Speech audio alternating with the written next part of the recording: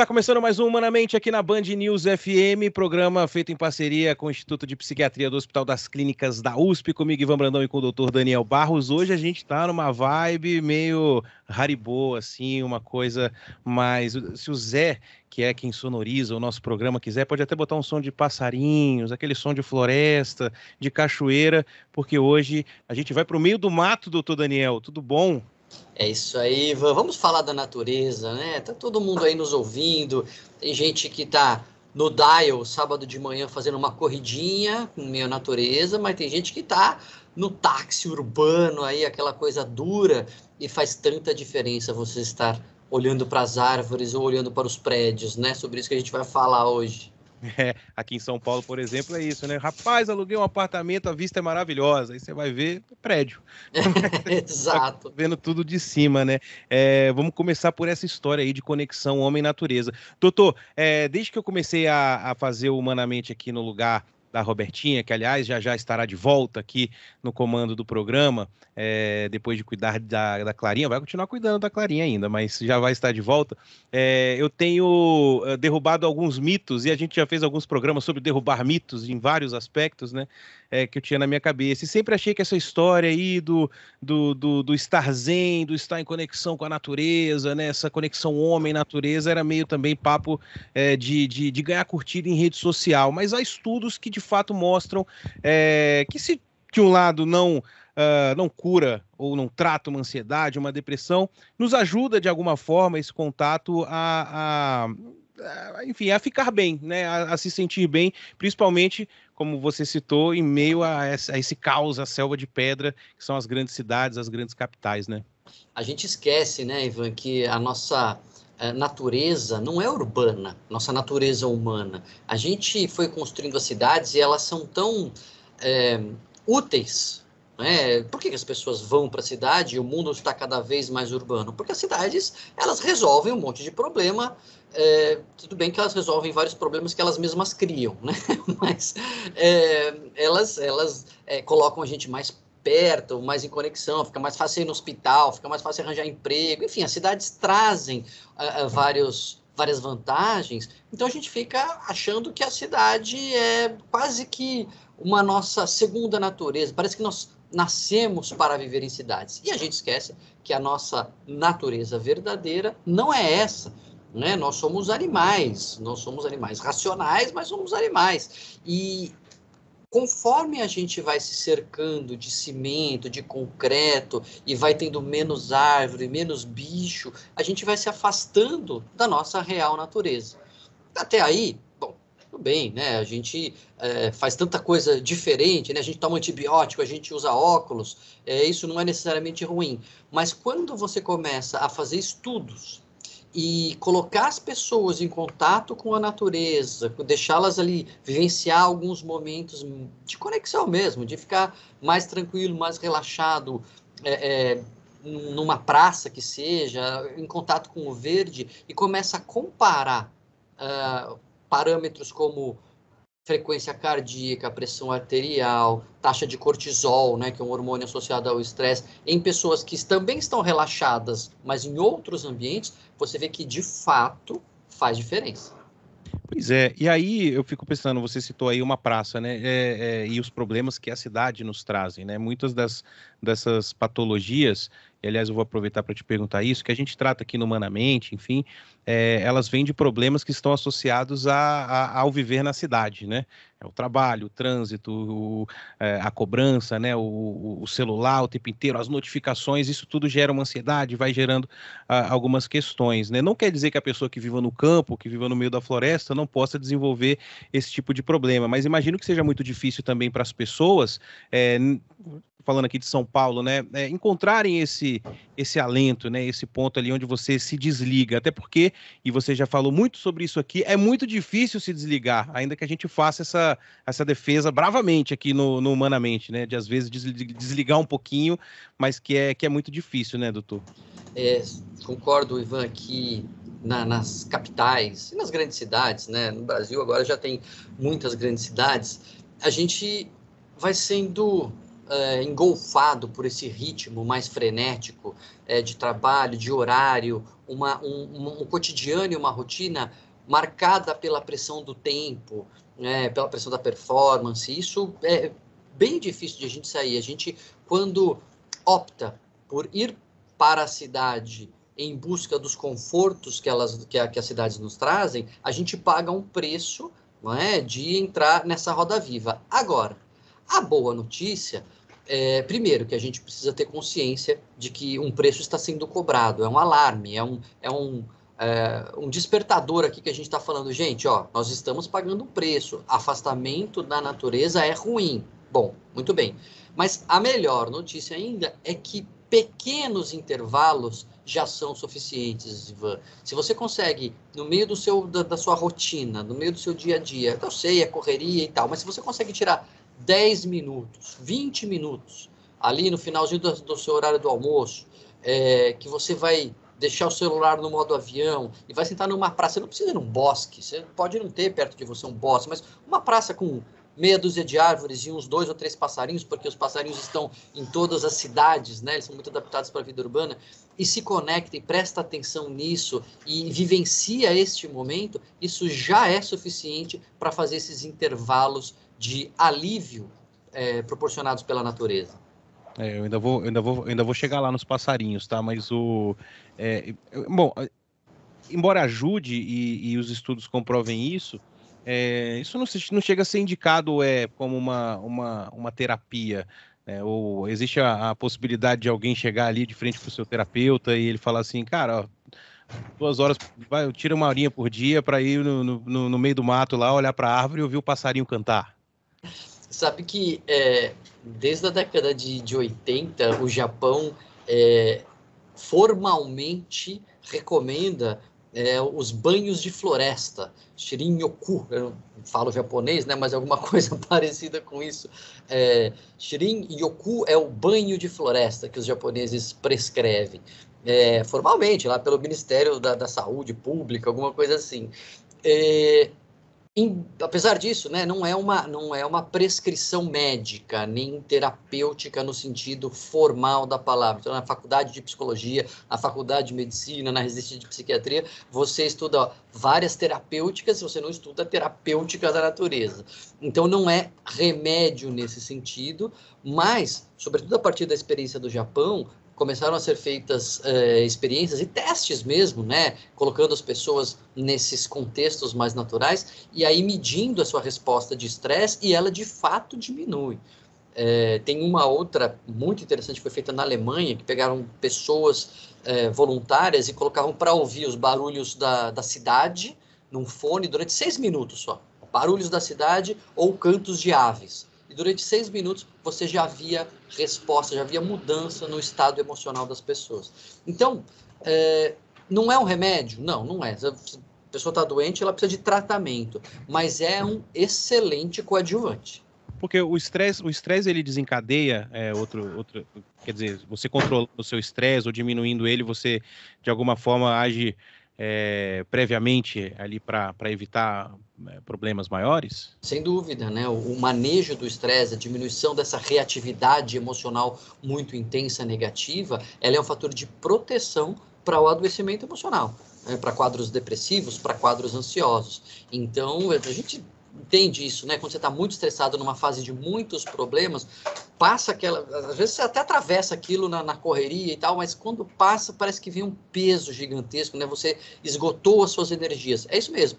Então, se você conseguir fazer intervalos a ponto de que não esgote as suas energias, você vai estar agindo preventivamente. Agora eu vou compartilhar aqui com o ouvinte, acredito que muitos devem ter esse tipo de sentimento, né? Eu, quando consigo tirar um tempo para me desligar, doutor, ainda que não no meio do mato, mas, sei lá, de alguma forma ali eu vou tirar essa horinha aqui para não pensar em nada, não vou pegar no meu celular, não vou ver minhas notificações, e eu tô falando em nada mesmo, não vou consumir um programa de TV, não vou ler notícia, nada. Eu começo a ficar ansioso.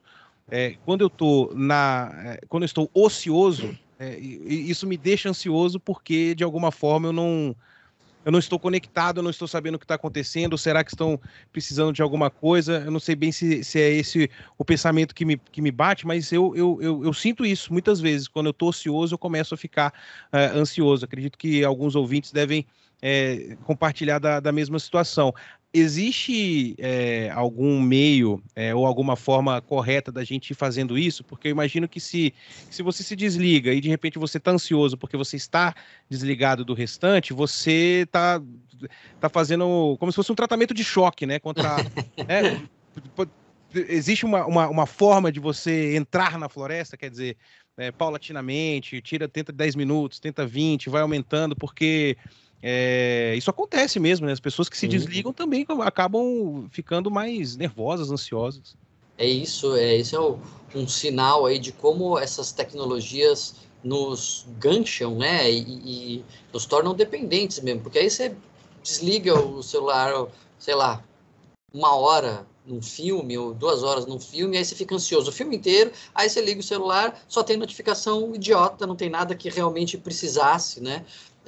Tem, aliás, estudos interessantes mostrando pessoas que bateram o carro, sofreram acidentes porque estavam vendo ali suas notificações e sempre eram notificações bobas, né? Que não justificavam nenhuma urgência que fizesse a pessoa no meio do volante ali, né? Da direção, checar o celular. Então, tem esse aprendizado que a gente tem que ir fazendo, mas você falou uma coisa que é bem interessante. O nosso pensamento, ele não fica bem assim, muito bem, se ele fica a esmo, solto, se, né, você deixa ele à deriva. Mamãe diria que mente vazia é a oficina do diabo. Exato.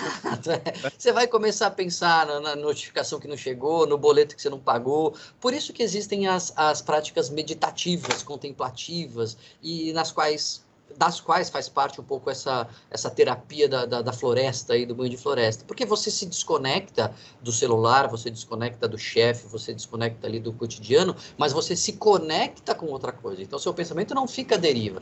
Você está olhando a árvore, você está vendo o galho, você está ouvindo o barulho do animal, você está pensando naquilo. E, lógico, quando você não está na natureza, você pode fazer isso no seu quarto com práticas de meditação mesmo, né? Então, você está pensando na sua respiração, por exemplo, pensa no ar entrando, pensa no ar saindo. São maneiras de você não deixar o seu pensamento vagando, porque aí se ele fica vagando, ele volta para o que te traz ansiedade. E claro, isso é uma habilidade. Muitas vezes o ouvinte está pensando assim, Daniel, você fala isso porque você não conhece a minha ansiedade. Eu não consigo. Bom, eu também não conseguia levantar nem 5 quilos e agora já estou fazendo academia há alguns anos, consigo levantar muito mais, porque é um treino, é uma habilidade. Então, você não consegue ficar nem 5 minutos assim, comece com 1 minuto. E aí, depois você vai ver que 1 minuto ficou fácil, faz 2. E hoje, com aplicativos, com meditações guiadas, isso se torna muito mais viável. Agora, lá no contato com a natureza, fora do seu quarto, né, na praça, no bosque, no parque, o celular é bom deixar de lado, né? Por mais que tenha os aplicativos. Então, você vai tentar se desligar, vai tentar tirar o seu senso de urgência e de pressa para viver, para fazer as coisas, porque é muito engraçado isso. Eu fico imaginando a cabeça da pessoa mesmo assim, agora está na hora de eu tirar minha meia horinha aqui de contato com a natureza. Aí, de repente, ele olha no relógio, puta, só passou 12 minutos, sabe? Então, assim, eu imagino que deva ser um exercício mesmo. E o cérebro tá aí para ser exercitado também, né, doutor? Tantas vezes você já falou disso aqui. A gente consegue... O cérebro, ele é... Como é o que você sempre falou? Não é que ele é o nosso inimigo, né? Mas ele fica levando a gente para um lugar e a gente precisa treinar ele para não levar para esse lugar ruim, né? É um treino mesmo, e é uma habilidade, são habilidades que vão sendo desenvolvidas. E quando você olha o sujeito você vê a Roberta Russo que corre maratonas, e você fala assim, gente do céu, é impossível. Bom, mas ela não começou correndo 20 quilômetros, né? Então é isso, você só olha para o cara que medita meia hora. Pô, não dá para você, nunca fez chegar a meia hora. Então vamos devagar, e essas habilidades vão sendo exercitadas, e o bom, Ivan, é que já nos pequenos exercícios você sente melhor, você ofere benefícios, você de fato diminui o seu estresse, você de fato melhora o seu humor, então tudo isso vai sendo aos poucos conquistado. Aliás, a Roberta Russo não corria nem 10 metros. E foi numa participação de um programa aqui da rádio, né, no Informa, que ela descobriu a corrida e de repente aquilo ali picou ela e ela nunca mais parou. Bom, me conta essa história dos passarinhos que você falou, né, de contemplar do quarto e tal. Falei que ia tocar nesse assunto. Para quem não sabe, o doutor Daniel como é que é o nome de quem observa passarinho? Observador de aves, ou bird watcher, né? Os bird watcher. Um anglicismo. Então, conta essa experiência aí para o nosso ouvinte, doutor. Olha, eu acho muito interessante. Eu já falei na Band News algumas vezes, falei nas minhas colunas de jornal, porque a observação de aves é um hobby que já vinha crescendo no mundo todo, né? É um hobby antigo, mas que ele é um hobby que cresce.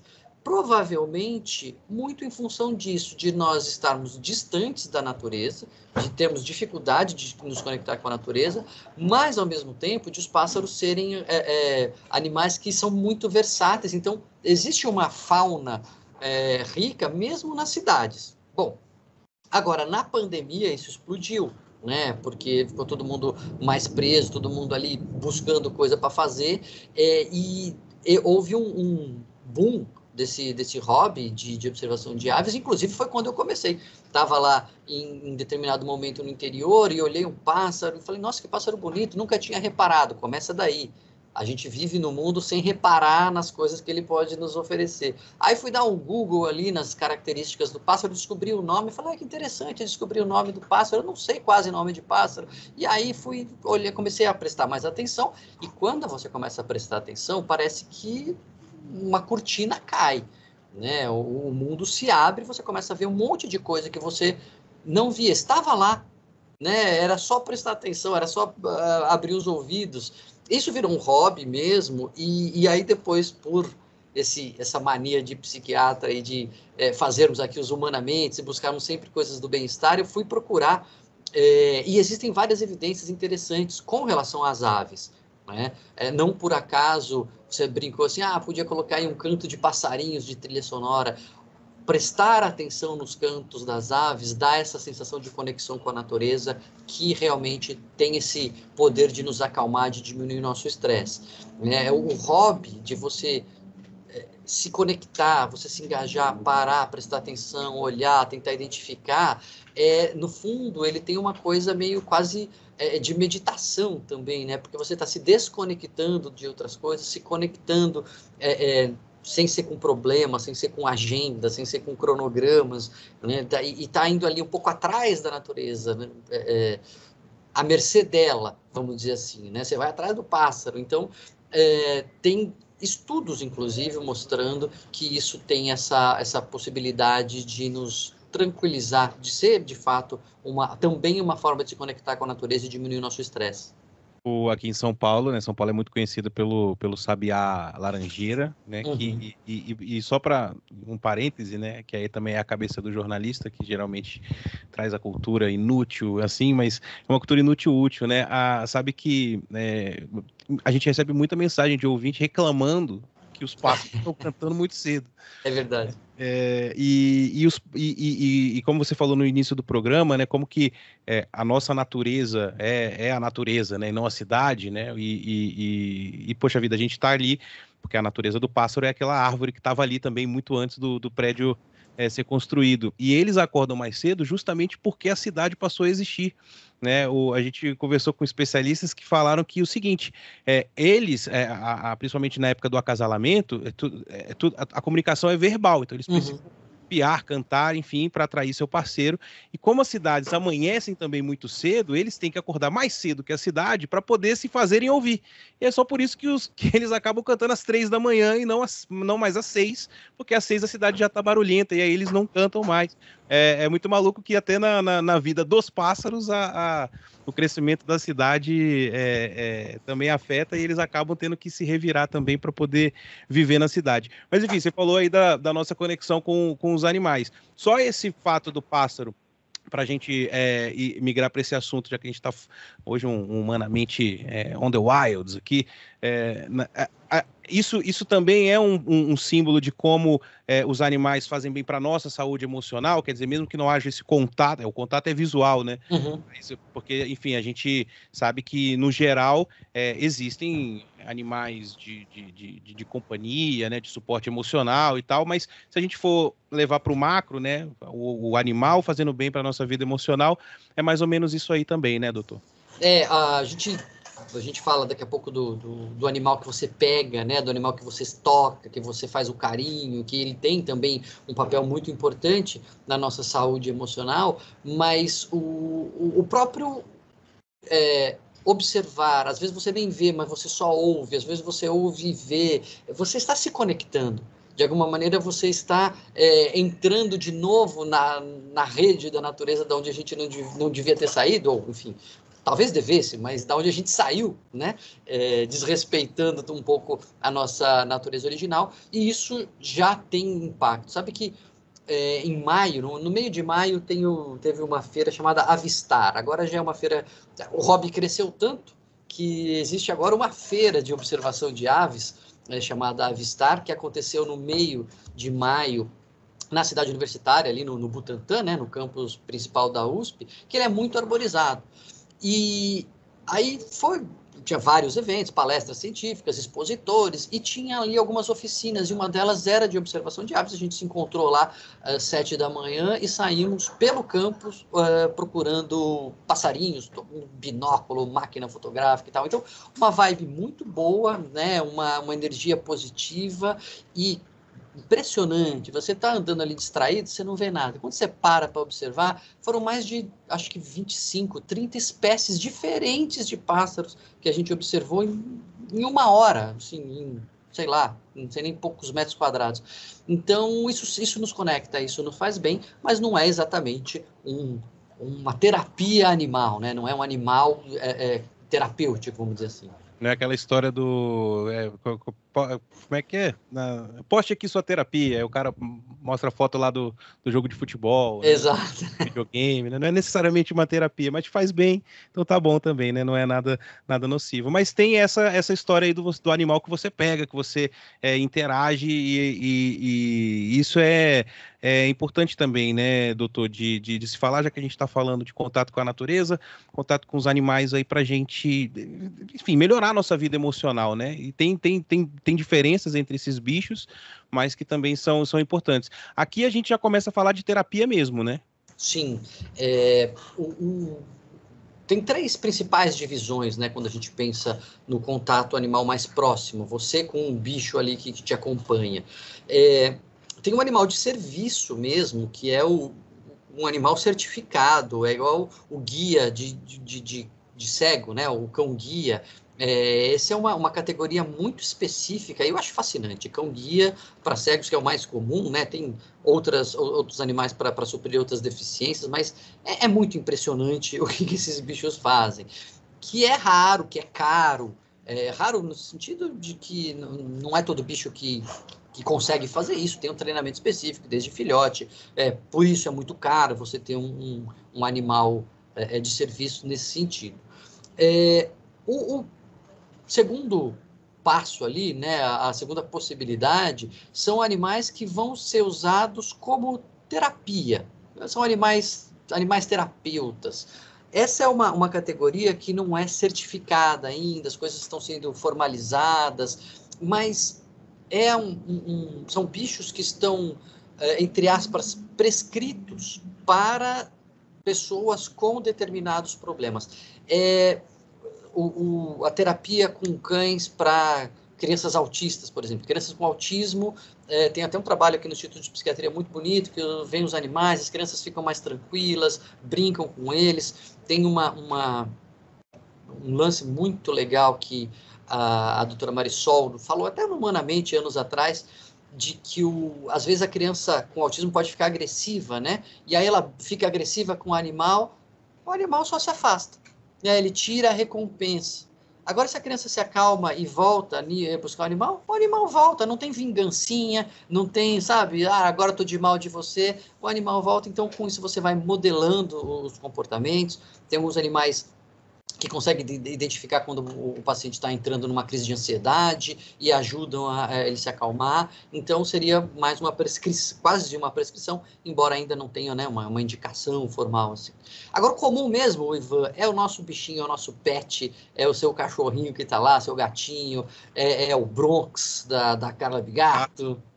Eu tenho o Ribamar, e ele me olha com uma cara, o Ribamar é um gato, né? Ele olha com uma cara do tipo, pô, foi pra isso que você me tirou do abrigo, cara? Pra eu ser seu suporte emocional, entendeu? Pra você me minha barriga. Exatamente. Tem uma experiência fantástica que, na época da Bolsa de Valores, do pregão, né, que era no mundo inteiro aquela gritaria, tô comprando, tô vendendo e tal, os caras ficavam muito estressados, e acho que foi no Reino Unido, fizeram uma experiência com cãezinhos para ver se diminuía ali o estresse dos sujeitos, e aí parte dos operadores da Bolsa tinha o bichinho, parte não tinha, e aí eles mediam o estresse, e foi muito interessante que não só o estresse dos operadores da Bolsa que receberam os animais realmente diminuiu, em termos objetivos, né? Diminuía cortisol, diminuía a pressão arterial, como a maioria dos sujeitos que recebeu um cãozinho para fazer experiência não quis devolver depois.